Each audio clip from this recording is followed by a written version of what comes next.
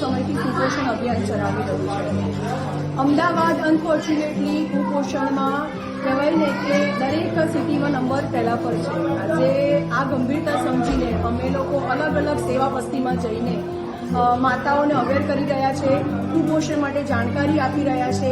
આજે અમે જે કેમ્પ કર્યો છે એવા અમે લોકો અઠવાડિયામાં 2 થી 3 કેમ્પ કરીએ છીએ અને અલગ અલગ વસાહત સેવા વસ્તીમાં જઈને 5 વર્ષથી નાના બાળક છે એમની મમ્મીઓનું રજીસ્ટ્રેશન કરાવીએ છીએ કે એ લોકો પાસે આધાર કાર્ડ છે કે નહીં, એ લોકો પાસે આયુષ્યમાન કાર્ડ છે કે નહીં.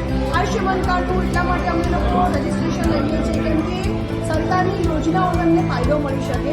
5 થી 10 લાખ રૂપિયા સુધીનું એમને કંઈક મેડિકલ સહાયની જરૂર હોય તો એ લોકો સરકારી યોજનાઓનો બેનિફિટ લઈ શકે.